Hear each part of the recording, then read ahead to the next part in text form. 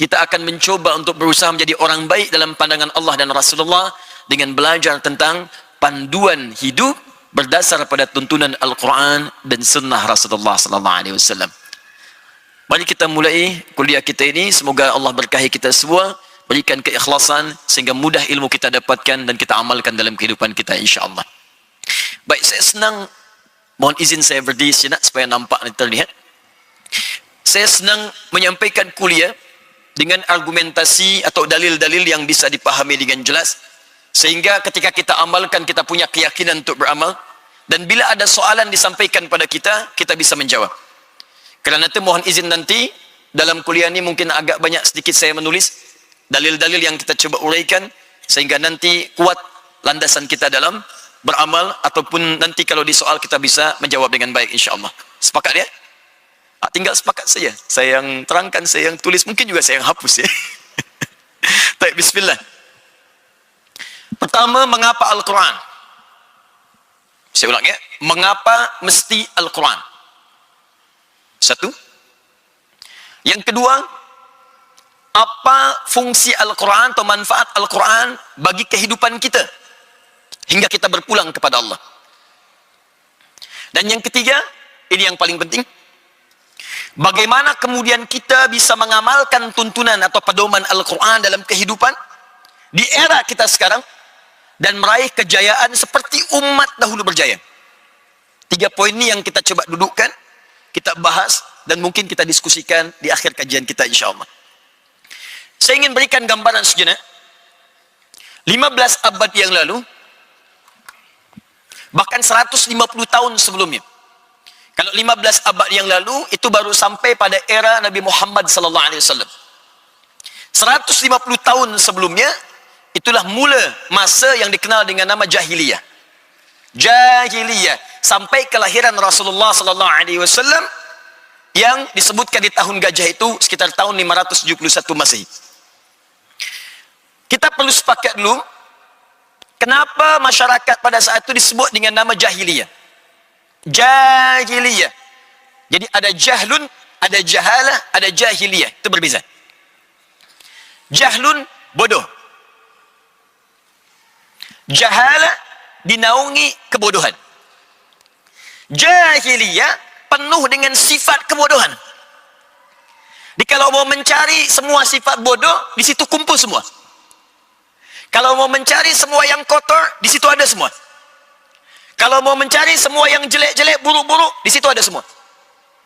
Anda mau mencari, misal, Anda cari pencuri paling buruk semuka bumi, ada masa itu. Jadi kalau sekarang ada pencuri, dia terlambat.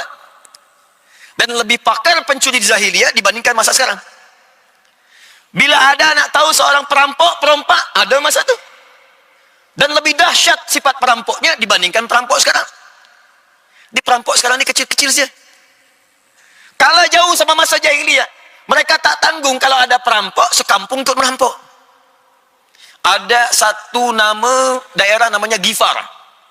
Itu kota perompak pada masa itu. Jadi semua di dusun itu, desa itu semua perompak. Lewat situ mesti bayar. Tak bayar, hilang dagangan. Kalau tak hilang dagangan kafilahnya, hilang nyawa lah. Lewat, bayar. Lewat, bayar. Ada upeti. Desanya disebut dengan Gifar namanya. Ada lagi kebiasaan orang berzina. Wah, itu sudah tiap masa lah. Jangan dihitung harinya lagi. Bisa setiap minit orang bisa berzina. Bahkan suami kalau dia bosan dengan istri, dia akan undang kawannya, dia kata, saya bosan dengan istri saya, kita tukar malam ini ya. Bisa tukar, saya itu juga. Lebih daripada hewan. Lebih daripada hewan. Ada yang senang berkelahi, tak tanggung.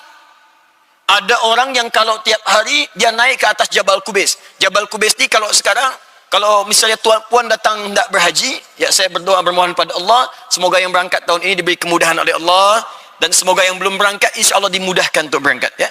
Dan tak cukup dengan amin, menabung dari sekarang ya, nabung. Ikut tabung haji lah. Nanti kalau dari Zam-Zam tu ada menara Zam-Zam ya. Saya coba ilustrasikan ya. Ibu lihat ini? Terlihat? Oh tidak, saya belum tulis. Bagaimana bisa terlihat? Saya belum tulis ya, belum tampak ya. Ini misalnya ada Zam-Zam ni ya. Saya ilustrasikan. Ini Zam-Zam ni. Ini nyebrang sedikit, ni ada Sofwa, Hotel Sofwa. Yang ini ada jalan ni. Ini nih ada bukit besar yang sekarang ada istana raja nih. Ini Jabal Qubais namanya. Ya, kalau belok kita sini, di sini ada pos security satu, ada CCTV satu menghadap sini, ada seorang security satu orang pakaian coklat, sini ada kipas angin, jumlahnya 35 kipas angin. Sini ada pintu 26 bab Ismail, pintu 27 babun Nabi, kemudian sini babus salam. 150 meter dari sini ke sini ada tempat Labi lahir, Maulid Nabi namanya sini. Di sini tempat Nabi kemudian berumah tangga dengan Sayyidah Khadijah di sini. Di sini ada rumahnya Abu Jahal. Ya. Sebelah sini. Nah, ini Jabal Qubais. Jadi ada orang yang di masa itu ya saking dahsyatnya ya, punya kekuatan, tiap hari dia naik ke bukit ini. Dia naik ke bukit, dia umumkan, dia maklumkan, siapa yang berani dengan saya ingin bertarung, datang, ayo naik di bukit manapun. Di bukit manapun. Jumpa dengan saya, kita bertarung. Tapi sebelum datang, pamit dulu pada ibu yang baru melahirkannya, pamit pada ibu yang sudah melahirkannya, karena dia akan pulang tanpa nama. Setiap hari. Jadi semua bentuk keburukan tampak pada saat itu. Tampak. Dukun ada. Penipu banyak. Perampok ada. Pemabuk banyak. Pezina banyak. Dan disebutlah dengan nama jahiliyah dan tenggelam dalam dasar kehidupan di muka bumi. Diapit oleh dua kerajaan besar. Imperium besar. Ada Romawi sebelah kanan dan Persia sebelah kiri. Ini tak nampak nih di muka bumi. Tak ada peradaban. Tak dikenal siapapun. Yang dikenalnya tu sudah masa terperosok saja, jauh. Ada. Tak ada apapun di sini. Tak ada cahaya, semua sifat buruk. Romawi dikenal, Persia dikenal. Dua imperium yang bersaing satu dengan yang lainnya. Saya tidak berkisah tentang satu hal yang sangat penting. Tiba kemudian diutuslah seorang rasul lahir di sini di dekat Ka'bah Al-Musyarrafah. Dan ini berkat doa Nabi Ibrahim dan Nabi Ismail alaihi wassalam. Nabi Ibrahim, Nabi Ismail alaihi wassalam, selesai mereka berdua meninggikan bangunan Ka'bah, maka berdoa di dekat Ka'bah, di antara doanya memohon kepada Allah agar dilahirkan seorang rasul yang terbaik di akhir masa nanti di tempat yang paling baik di bumi. Karena rasul ini spesial, rasul paling mulia, rasul paling istimewa, ya Allah, lahirkan di tempat spesial paling istimewa di bumi. Tak ada tempat paling istimewa di bumi kecuali Ka'bah Al-Musyarrafah. Rumah pertama yang dibangunkan untuk manusia, bukan manusia yang bangun. Quran surah ketiga, ayat 3, ayat 96 sampai 97. Inna awwala baitin wudi'a linnas. Sungguh rumah pertama yang dibangunkan untuk manusia, Ka'bah. Lalladzi bi Bakkah mubarakah. Berdoa di samping Ka'bah, diabadikan doanya dalam Al-Quran surah kedua Al-Baqarah ayat 129. Paling kiri agak sedikit ke atas. Rabbana wab'ath fihim rasulan minhum yatslu alaihim ayatika wa yuallimuhumul kitab wal hikmah wa yuzakkihim innaka antal azizul hakim. Rabbana ya Allah, wab'ath fihim rasulan minhum, mohon nanti kelak utus seorang rasul dari kalangan mereka yang lahir di sekitaran Ka'bah ini, bukan di tempat lain. Dia akan membawa misi, membawa ayat-ayatmu. Karena itu nanti wahyu yang turun pada Nabi Muhammad semua disebut dengan ayat. Al-Quran disebut dengan ayat. Al-Baqarah 286 ayat. Ali Imran 200 ayat. An-Nisa 176 ayat. Ayat, ayat, ayat, ayat. Wa yu'allimuhumul kitab, lalu mengajarkan kandungan ayat itu. Wal hikmah, menyampaikan esensinya, hikmahnya. Wa yuzakkihim, dan membimbing umatnya, membimbing kemudian masyarakatnya supaya terbebas dari sifat-sifat yang buruk. Innaka antal azizul hakim. Sungguh engkau yang maha perkasa dalam mewujudkan itu dan maha bijak untuk memilih siapa sosok itu. Itu doanya Nabi Ibrahim, Nabi Ismail alaihi wassalam. Nabi Ibrahim itu kakek buyut Nabi Muhammad generasi ke-30. Setiap satu generasi itu bisa 2000 tahun, 3000 tahun, 1000 tahun, ribuan tahun usianya. Jadi ini generasi ke-30. Muhammad sallallahu alaihi wasallam bin Abdullah bin Abdul Muttalib bin Hashim bin Abdul Manaf bin Qusay bin Murrah bin Kilab bin Ka'ab bin Ghalib bin Fihir bin Malik bin Nadar bin Kinana bin Khuzaimah bin Mudrika bin Ilyas bin Nizar bin Mudar bin Ma'ad bin Adnan bin Addi bin Adri bin Muqawwam bin Nahur bin Tarikh bin Ya'rub bin Yasjub bin Nabit bin Ismail alaihissalam bin Ibrahim alaihissalam. 30 generasi.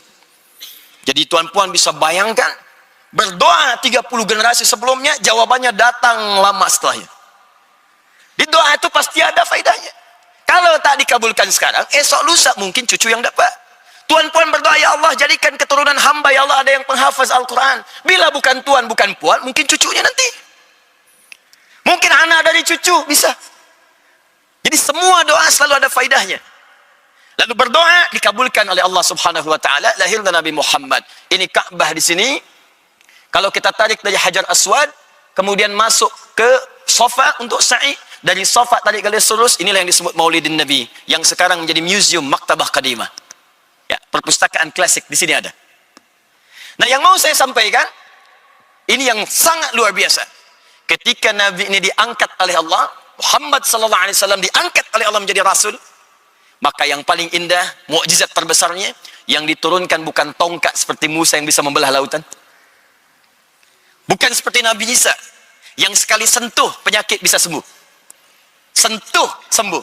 Masaha, menyentuh. Masaha. Yang disentuhnya Mesih. Bila disentuh ia, masah dengan sifat masih, sembuh semua jenis penyakit. Masa itu dokter berjaya semua.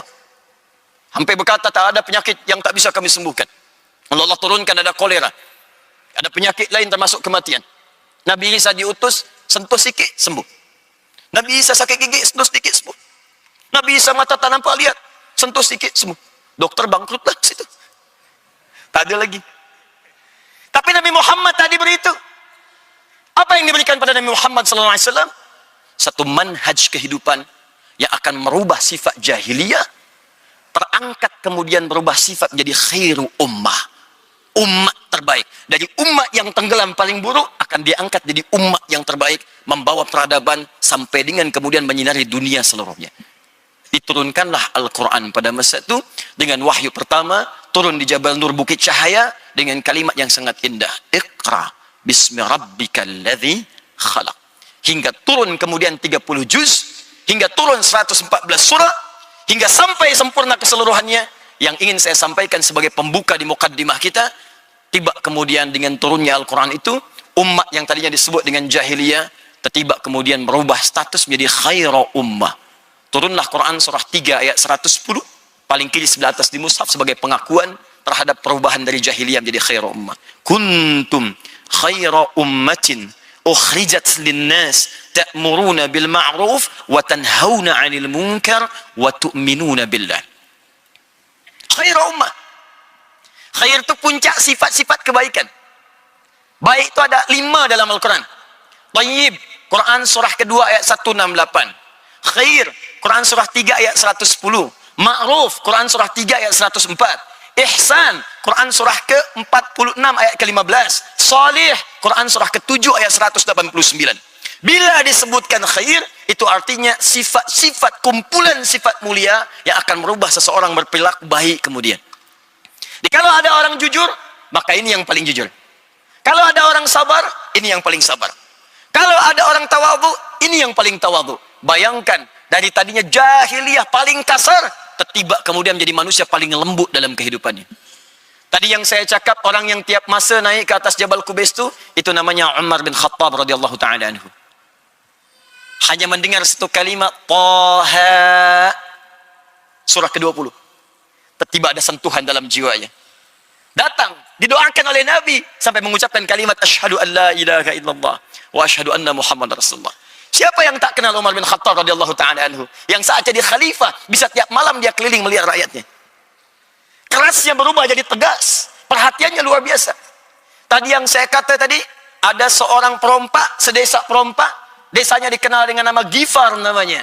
Nama orangnya adalah Jundub bin Junadah. Jundub bin Junadah. Karena dia berasal dari Ghifar, maka dalam bahasa Arab, kalau kita nak kenalkan diri berasal dari daerah itu, tambahkan alif lam di depannya, ujungnya ganti dengan i. Saya dari Ghifar, Al-Ghifari. Ada seorang penulis kitab hadis yang sangat famous tuh, populer. Siapa namanya? Al-Bukhari. Nama aslinya bukan Al-Bukhari. Nama aslinya Muhammad. Namanya Ismail. Punya kakek namanya Ibrahim. Kakek buyutnya Al-Mughirah. Yang buyutnya Al-Bardizbah. Tinggal dia di kecamatan Ju'fa, Kabupaten Bukhara, Provinsi Khurasan, negara Uzbekistan sekarang. Karena dia berasal dari Bukhara, dia kenalkan namanya, saya berasal dari Bukhara, tambah alif lam depannya, ujungnya tutup dengan i, Al-Bukhari. Ada Ustaz Hamdan ni dari Putrajaya. Dia datang ke Mekah. Ya, ada Ahmad Al-Kuala Lumpuri. Boleh? Boleh. Ya. Nah, saya nak kembalikan. Dia masuk Islam, belajar dari tuntunan Al-Quran. Jadi apa dia di kemudian hari? Allah kemudian ke kampungnya, dia dakwahi semua masa di kampung tu, berubah menjadi Muslim, sampai Madinah gempar pada masa itu. Datang orang dengan gombolan kaki luar biasa, tak tik tuk, guncang Madinah. Dilihat siapa itu yang datang? Jundub bin Junadah dengan semua orang kampung yang masuk Islam. Maka beliau memperkenalkan dengan nama daerahnya, Ana Al-Ghifari, Abu Dhar Al-Ghifari, untuk memberi pesan kepada kita di masa datang. Saya berasal dari kampung yang dulunya gelap, masuk Islam, dapat cahaya dari Al-Quran, bisa merubah itu semua menjadi baik. Karena itu dalam ilmu hadis, kalau kita nak belajar hadis, jangan langsunglah kemudian kepada matannya, lihat siapa yang meriwayatkan, ambil inspirasi dari situ. Nah, saya ingin bicara bahwa semua yang belajar dari Quran, Allahu Akbar, berubah semua. Berubah. Bahkan manhaj ini berlanjut kemudian di masa-masa yang akan datang. Tidak ada semua sahabat, tabi'in, orang-orang soleh di masa kejayaan Islam, semua tumbuh kecuali semenjak budak kecil-kecil itu, mereka menghafaz Quran terlebih dahulu. Mereka keluarkan tuntunannya. Sehingga apa yang terjadi? Allahu Akbar. Semua profesi yang mereka kerjakan tidak luput dari bimbingan Al-Quran. Ada dokter, dia hafal ayat-ayat kedokteran. Dia praktekkan dengan ayat itu, dia obati manusia dengan izin Allah Subhanahu wa ta'ala. Ada lagi yang ahli pengetahuan, ada astronom, dia baca Quran, dia bisa menemukan teori. Ada yang lihat baca Al-Quran, dia menemukan atom. Ada yang baca Al-Quran, dia buat prototipe pesawat terbang. Nanti saya tunjukkan kepada tuan-puan semua. Yang mau saya sampaikan, Al-Quran dahulu didudukan seperti Allah menginginkannya. Bukan sekedar menjadi bacaan semata, sekalipun itu berpahala. Tapi mereka tempatkan Al-Quran sesuai petunjuk Allah melalui lisan Nabi SAW. Pertanyaannya, apakah peran yang dimaksudkan? Seperti apa gambarannya? Dan bagaimana kita mempraktekkan di era kita sekarang untuk kita dapatkan kejayaan seperti di masa lalu dalam konteks yang modern sekarang? Itu yang coba kita turunkan. Jadi saya baru mukaddimah nih, kita belum mulai ya. Di sini kita mulai ya. Saya boleh hapus ya? Alhamdulillah. Ini first time saya pertama datang sini ya. Saya datang sendiri, beri kuliah sendiri, menulis sendiri, dan menghapus sendiri. Masya Allah. Lengkaplah sudah. Bismillah. Ayo kita mulai. Saya nak turunkan dulu dalilnya sejenak ya. Kita mulai dengan Quran surah kedua Al-Baqarah ayat 185. Paling kiri di pertengahan di mushaf ya. Bolehkah saya minta spidol yang baru? Ada ya? Oh ya, bismillah. Jazakallah khair. Bismillah. Quran surah kedua Al-Baqarah ayat 185. Ini asasnya. Bismillah. Syahru Ramadan alladhi unzila fihi al-Quran hudal linnas. Ingat, hudal linnas. Di bulan Ramadan itu Allah berfirman, yang di masa itu kita berpuasa menunaikan siyam, Allah turunkan Al-Quran. Masya Allah. Sejenak. Saking istimewanya Al-Quran ini, dipilih waktu yang paling istimewa. Saya mau tunjukkan kepada hadirin semua, tuan-puan semua, bagaimana dahsyatnya Al-Quran.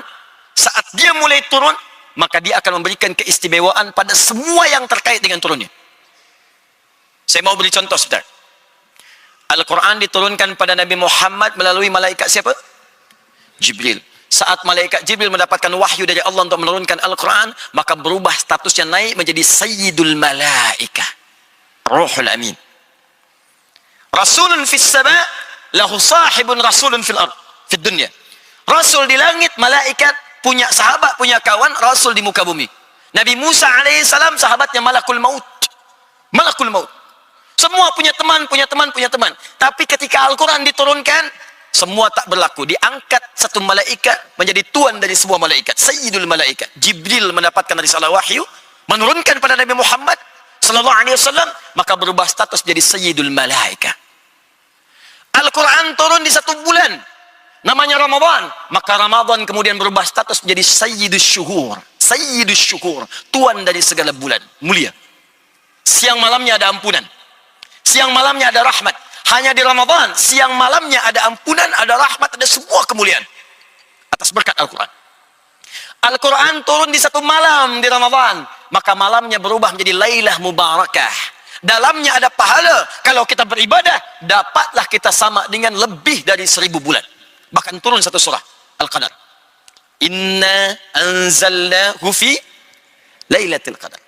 Wa ma adraka ma Lailatul Qadar. Ingat, ada lail, ada lailah. Itu berbeza. Kalau lail, itu waktunya saja, malam. Kita mau tahajud, kapan ditunaikan? Ambil waktu malam. Quran surah 17 ayat 79, paling kiri pertengahan, agak sedikit ke atas. Wa minal laili fatahajjad bi. Dari sementara waktu malam, silakan bangun tunaikan tahajud. Waktunya malam. Ya, lail itu malam. Layali jamaknya. Lail, layali, lela, lili, lala itu malam. Ya, ibu laila, ibu malam-malam. Tapi kalau kita tambah dengan tak lailah, artinya ada yang istimewa di malam itu, tak sama dengan malam lainnya. Saya nak bicara tentang diksi Al-Quran begitu luar biasa. Tak pernah Allah menempatkan satu lafaz kecuali memiliki makna yang sangat indah. Allah sampaikan sungguh di malam itu ada yang istimewa, beza dengan malam yang lain. Apa yang istimewa? Lailatul Qadri khairum min alfi syahr. Siapapun yang beramal di malam itu, bertepatan dengan malam itu, maka semua pahalanya dilipatkan lebih daripada 1000 bulan. Bukan 1000 bulan, lebih daripada 1000 bulan. Kalau kita convert itu 1000 bulan, sekarang minimal misalnya 85 tahun. Jadi kalau Tuhan kemarin bertepatan dengan malam Al-Qadar, baca Al-Quran, biasanya satu hurufnya 10. At-Tirmidzi, nomor hadis 2910. Man qara'a harfan min kitabillahi falahu asyru hasanat. Siapa yang bisa baca Al-Quran, satu hurufnya, setiap huruf 10 kebaikan. 10. Tapi ingat, menghitungnya bukan 1, 2, 3, 4, tak. Ini kita di masjid saja, di hadis Muslim, dapat 25. Baru masuk dapat 25 kebaikan. Jarak 1 ke 2, 500 tahun. 2 ke 3, 500 tahun. 3 ke 4, 500 tahun. Baca Al-Quran, setiap hurufnya 10. Setiap jarak dia bisa 500 tahun. Tapi malam Al-Qadar, Anda baca satu huruf, maka seakan-akan baca Al-Quran 85 tahun tanpa henti. Ada yang bisa 85 tahun tanpa henti baca Al-Quran. Sehari saja mungkin tak bisa, penat gitu. Satu huruf saja. Bertepatan dengan malam Al-Qadar. Nun. Cukuplah. 85 tahun. Turun di malam itu berkah. Al-Quran turun pada Nabi, Iqra bismi rabbikal ladzi khalaq yaumul jum'ah. Sepakat ulama. Maka Jum'ah berubah status jadi Sayyidul Ayyam. Tuan daripada setiap hari. Al-Quran turun di Makkah. Nabi hijrah ke Madinah, ke Yathrib.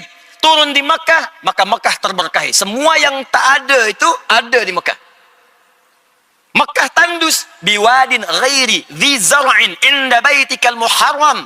Bayangkan Quran surah 14 ayat 37. Kata Nabi Ibrahim, ya Allah, aku ni nak tinggalkan anakku Ismail dengan ibunya di tanah tandus yang tanaman pun tak tumbuh, tanaman tak tumbuh, tapi semua jenis buah, ragam buah ada di situ. Al-Quran turun berkah. Nabi hijrah ke Yathrib. Yathrib asalnya Yathrib, mulanya Yathrib. Yathrib itu keturunan anak dari Nabi Nuh alaihissalam. Menetap di situ, daerahnya disebut dengan namanya. Mulanya kotor, tertinggal, ekonominya jauh sekali. Datang Nabi, turun Al-Quran, berubah jadi peradaban. 3 tahun selesai krisis ekonomi, selesai. Tumbuh dia, bangkit dia, sampai punya cahaya. Dari Yathrib desa berubah menjadi kota. Kota dalam bahasa Arab disebut dengan Madinah. Penuh dengan cahaya kebaikan Munawwarah. Sampai sekarang, kota itu bernama Al-Madinah Al-Munawwarah. Di setiap Al-Quran turun ke setiap tempat, atau ke setiap jiwa siapapun, pasti dia akan memberikan sinar pada orang-orang di sekitarnya. Kalau Pak Ji, Mak Ji, tuan puan tak percaya, silahkan jadikan anaknya, budak yang paling kecil saja, dia hafaz Quran usia 5 tahun, maka dia akan membawa cahaya di rumahnya. Saya mengajar anak-anak hafaz Quran itu. Allahu Akbar, ada 1 anak, 2 anak, 3 anak, hafaz Quran dengan nomornya, dengan halamannya, dengan tempatnya, dengan temanya. Tiba kemudian, dia mendapatkan hadiah untuk berhaji. Yang hafaz Quran anaknya, yang berhaji ibundanya, gurunya, teman-temannya, pamannya, bibinya, semua dapat. Dan ditanya, pertanyaan mulai yang pertama, anak siapa ini? Yang hafaz anaknya, yang ditanya bapak ibunya. Di mana belajarnya? Yang hafaz anaknya, yang dicari gurunya. Bila Al-Quran sudah hadir dalam jiwa seorang hamba, sekalipun belum dipraktikkan itu isinya, maka cahaya akan turun di sekitaran dia itu. Kalau mau coba sila. Sekolahkan anak budak yang kecil-kecil di pesantren pondok Al-Quran, atau di tempat dia mengaji. Anda pulang dari pekerjaan, begitu penat, luar biasa. Kadang ada macet macam-macam. Sampai rumah, budak kecil tu usia 5 tahun, dia baca surah Ad-Duha. Wad-Duha, wal-Laili idha saja. Lalu nampak di hadapan Tuhan, puan sekalian. Tiba kemudian Allah, bisa sejuk hati kita nih. Mengalir air mata. Kami ada kindergarten itu, sekolah TK. Anak 4-5 tahun. Kemarin baru wisuda. Manhajnya mereka harus baca dengan tartil. TK dia 2 juz. Nanti masuk ke tingkat SD-nya dia 30 juz. Wisudanya di Mekah, di Madinah. Kemarin kami baru wisuda anak TK. Baru hafal 2 juz. Hafaz 2 juz. Kemudian orang tuanya ditempatkan di depan. Suruh duduk di kursi. Lalu dibuatkan mahkota-mahkota dari kertas. Anaknya membawa mahkota itu. Yang budak kecil ini, dia bawa mahkota. Lalu dipakaikan di kepala kedua orang tuanya. Tak ada yang paling indah kecuali menatap setiap orang tua tuh menetes air matanya. Baru 2 juz. Maka bagaimana ketika tuan puan mendapatkan informasi? Masya Allah tuan, Masya Allah puan. Anak tuan puan sekarang sudah hafaz 30 juz. Allah. Seakan-akan mendapat sesuatu lebih daripada durian musangking.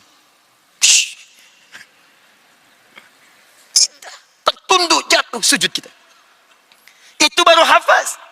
Belum kita terapkan dalam kehidupan fungsinya. Ini baru Qurannya.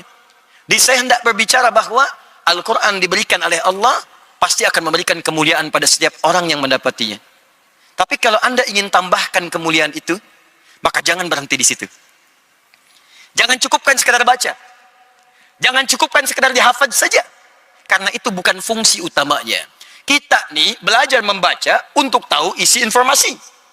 Anda belajar bahasa Inggris supaya bisa belajar nih. News sekarang apa saja yang bisa kita baca. Kita bisa pahami. Belajar bahasa Jepun supaya kita paham informasi ditulis dalam bahasa Jepun. Kita amalkan. Kita pahami, berinteraksi.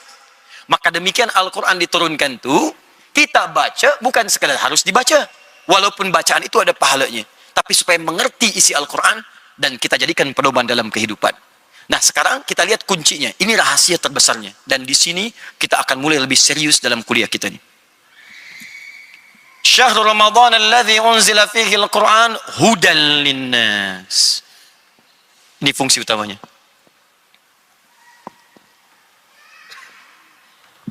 Hudan. Tak ada yang lain.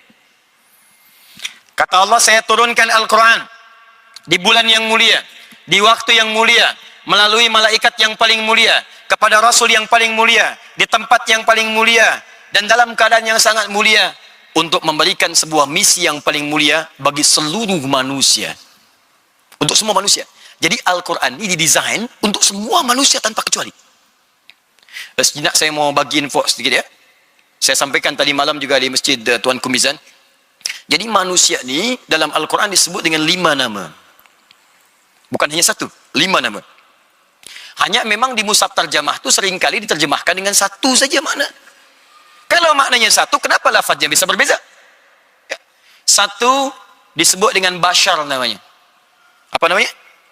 Bashar. Disebutkan 35 kali dalam Al-Quran. Ya qul innama ana basyarum mithlukum. Nama pertama yang Allah berikan kepada Adam ketika dicipta itu bashar. Bashar. Quran surah 15 ayat ke-28. Wa idh qala rabbuka lil malaikati inni khaliqum basyara. Ketika Allah firmankan kepada malaikat, aku akan mencipta makhluk baru, bukan malaikat, bukan jin, tapi bashar namanya. 2 ins. Ins. Selalu dipasangkan dengan jin. Ins. Tersebut dalam Al-Quran pasangan ini 18 kali. Ya ma'syaral jinni wal ins. Wa ma khalaqtul jinna wal ins. Baik. 3 insan. Al-insan. Disebutkan 65 kali dalam Al-Quran. Ada surahnya surah ke-76 Al-insan. Hal ata 'alal insan. Iqra bismi rabbikal ladzi khalaq khalaqal insan. Ar-Rahman 'allama al-Qur'an khalaqal insan. Baik. Yang keempat ada Bani Adam. Disebutkan 7 kali dalam Al-Quran. Contoh Quran surah ke-7 ayat 31. Ya Bani Adam khudhu zinatakum inda kulli masjid. Dan kelima, ada yang disebut dengan An-Nas. Disebutkan 241 kali dalam Al-Quran. Bahkan menjadi satu surah paling favorit bagi kebanyakan manusia saat ini. Surah ke-114. Qul a'udzu birabbin nas. Saya fokus ke An-Nas dulu. Yang lain nanti mungkin ada masa kuliah lagi baru kita bahas.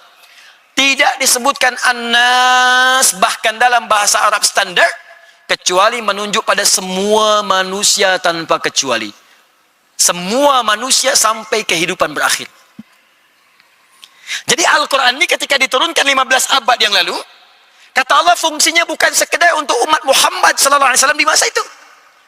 Sampai kapanpun tiba manusia, sampai berakhir kehidupan, sepanjang masih ada manusia, maka fungsi Al-Quran berlaku melampaui semua masa dan zaman. Karena itu risalah Nabi Muhammad diutus secara universal. Melampaui setiap zaman, beza dengan Rasul yang lain.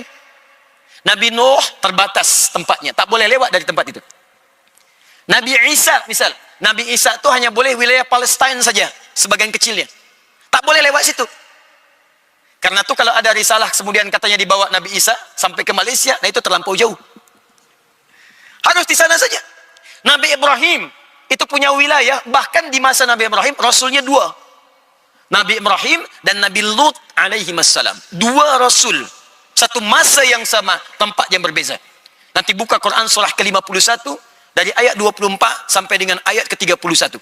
Kanan agak ke bawah sampai ke kiri atas. Di situ ada kisah Nabi Ibrahim, kedatangan tamu para malaikat yang hendak datang ke tempat Nabi Lut, hanya mampir ke tempat Nabi Ibrahim. Satu masa, Rasulnya 2. Nabi Muhammad tidak. Engkau diutus untuk seluruh manusia, rahmat untuk semesta alam. Wa ma arsalnaka illa rahmatan lil alamin. Kafatan lil alamin. Untuk semua masa. Karena ketika Allah berikan mukjizat, maka mukjizatnya disandingkan dengan kalimat An-Nas. Bukan ins, bukan bashar, bukan insan, bukan Bani Adam. Nas untuk semua manusia. Apa fungsinya mukjizat ini? Ini rahasianya. Hudan. Hudan. Apa itu hudan? Ada yang tahu apa itu hudan? Hudan itu jamak dari kata hidayah. Hidayah.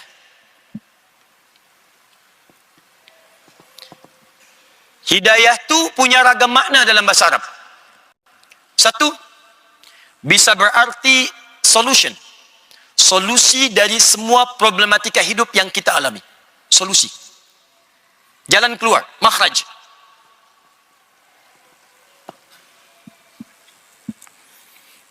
Tuhan punya persoalan, apa solusinya? Hidayah. Puan punya masalah, apa solusinya? Hidayah.